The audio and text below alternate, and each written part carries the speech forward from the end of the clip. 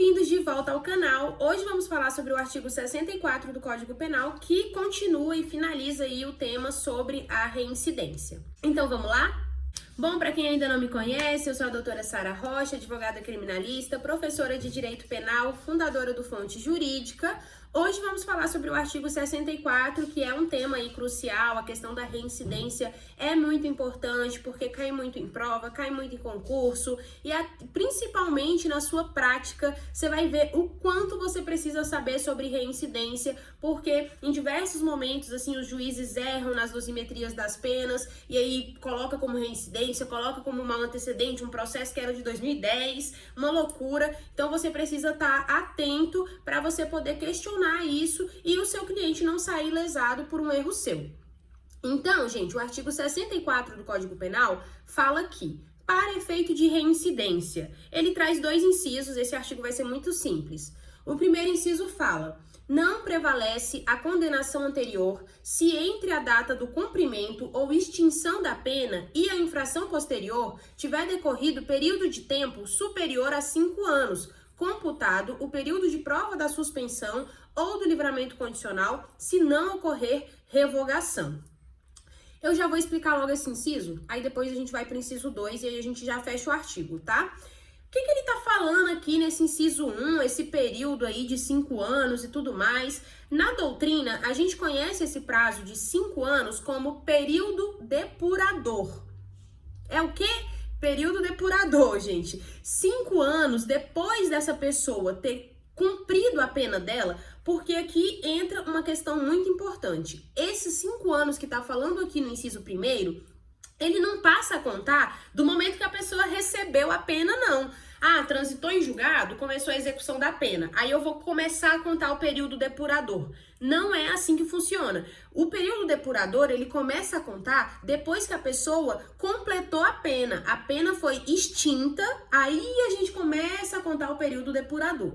Lembrando que a pena pode ser extinta por diversos motivos, seja pelo cumprimento ou por diversos outros motivos que podem trazer ali a extinção da pena.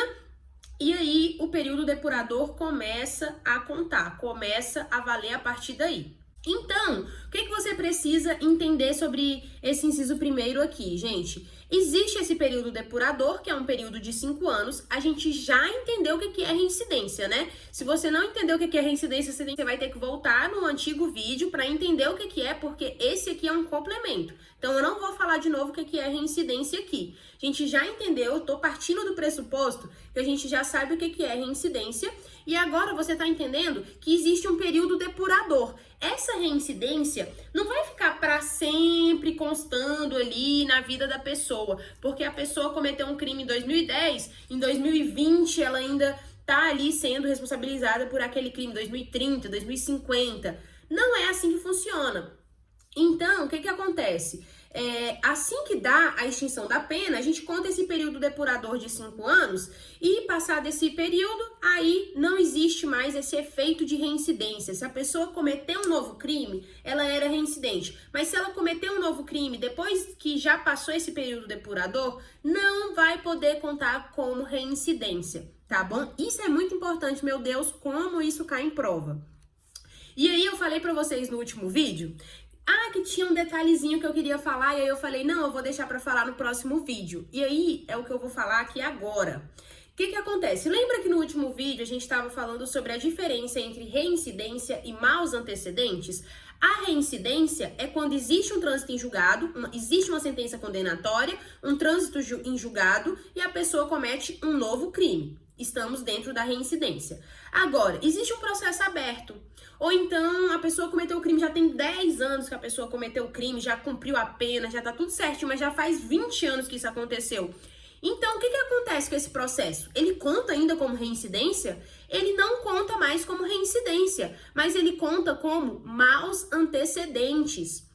Então, o juiz não pode aumentar a pena do sujeito, né, colocando como agravante a reincidência. Porém, ele pode colocar, por exemplo, as circunstâncias lá do artigo 59 como negativas pro sujeito. E aí, o sujeito vai ficar como maus antecedentes. Às vezes o sujeito tem uma FAP extensa, né? Quando o juiz vai lá, fala assim, olha, defesa, junta aí suas alegações finais, faz aí seus memoriais. O que ele faz? Vai lá e junta o FAP do sujeito, folha de antecedentes penais, né?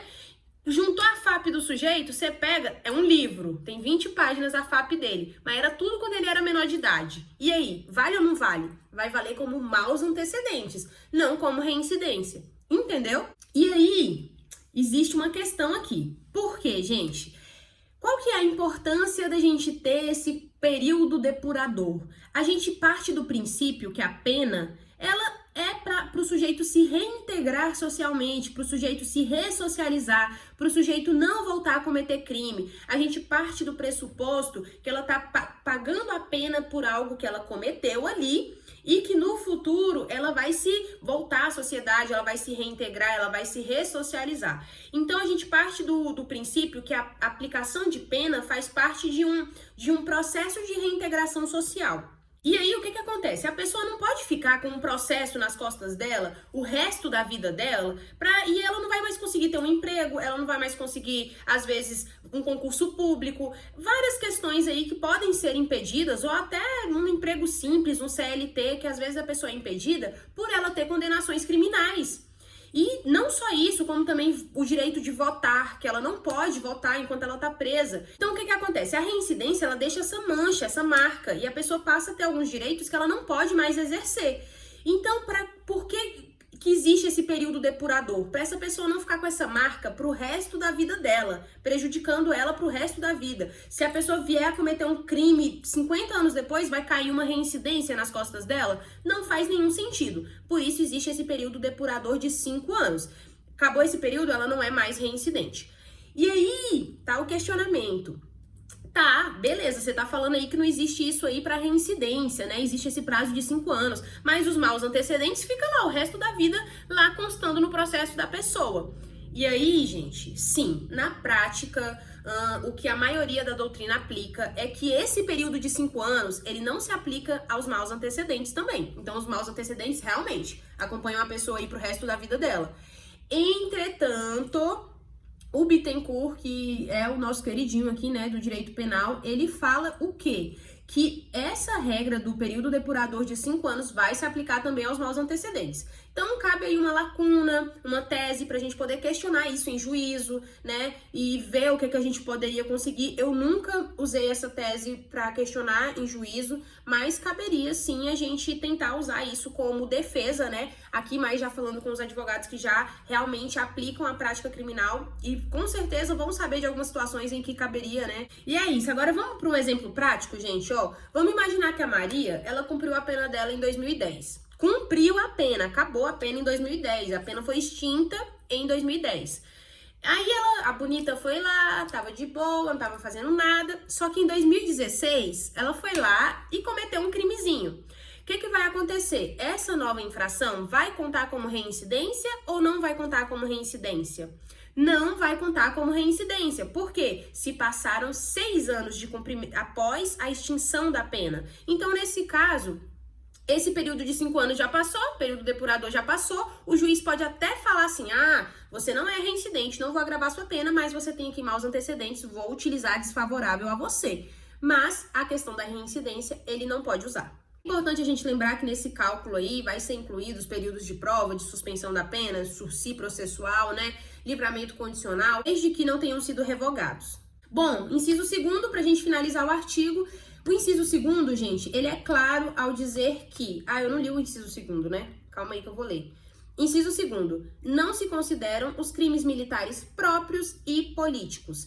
Então, o que acontece? Ele é claro ao dizer que os crimes militares próprios, os crimes políticos que estão lá na nossa Lei de Segurança Nacional, eles não vão ser considerados para efeito de reincidência. Olha só, o sujeitinho lá foi lá e cometeu um crime que foi enquadrado como crime militar, certo? Beleza, ele estava em função, cometeu crime militar. Ou, melhor ainda, a gente pode usar como exemplo os sujeitos que foram lá e fizeram aqueles atos antidemocráticos, né, que foram lá e vandalizaram todo o nosso STF, o nosso Congresso, tudo mais. Então vamos pegar essa pessoa, ela foi lá condenada por um crime político. Daqui 2 anos, ela vai e resolve fazer um crime comum. Ah, ela rouba um carro, ela, no caso, como eles gostam de vandalizar, ela vandaliza um carro, vandaliza alguma coisa. E aí, o que vai acontecer nesse caso? Ela não vai ser reincidente. Não vai ser reincidente. Nem crimes militares, nem crimes políticos se enquadram como reincidência. Então, se ela cometeu esse crime e depois um crime comum, não vai ter reincidência, não. Chuchuzinho, beleza, tudo certo pra ela, tá? Então, eu já falei pra vocês sobre a importância desse período depurador, né? Porque após ele, a pessoa volta, né, pro estado primário, né? Ela tem esse retorno à primariedade que é muito importante pra ela, né? Já que isso é essencial aí para a reintegração social do indivíduo e para a ressocialização dele. E voltando para esse status primário, isso que é importante você saber. O réu pode voltar a obter os benefícios penais que seriam negados por ele ser reincidente. Lembra que a gente falou da suspensão condicional? Então, o réu vai ser privado de fazer a suspensão condicional. E também, por exemplo, de progredir de regime e vários outros benefícios, gente, que ele perde aí por ser reincidente. Quando ele volta ao estado primário, ele faz jus novamente a tudo que ele tem direito, já que ele volta a ser primário, ele é primário, entendeu? Então aqui ele vai Então aqui ele vai poder voltar a ter penas alternativas, regimes de cumprimento de pena, substituição de pena, progressão de regime, tudo certinho, tá? Então, gente, recapitulando aí o artigo 64, ele determina que uma condenação anterior não prevalece se passaram mais de 5 anos entre a extinção da pena e a nova infração, e que os crimes militares próprios e políticos não são considerados para reincidência. E para você aprofundar os seus conhecimentos em direito penal, eu recomendo as nossas apostilas exclusivas que cobrem aí os temas mais importantes do direito penal. A gente já comentou alguns crimes, tem o curso de direito penal também que está saindo aula toda semana, e aí você pode comprar para ir acompanhando o nosso curso. E, gente, nossas apostilas são perfeitas para estudantes, para profissionais que querem se preparar para concurso ou até, assim, aprofundar o seu conhecimento jurídico para aplicar na sua prática. E até o próximo vídeo, gente. Um beijo e tchau, tchau!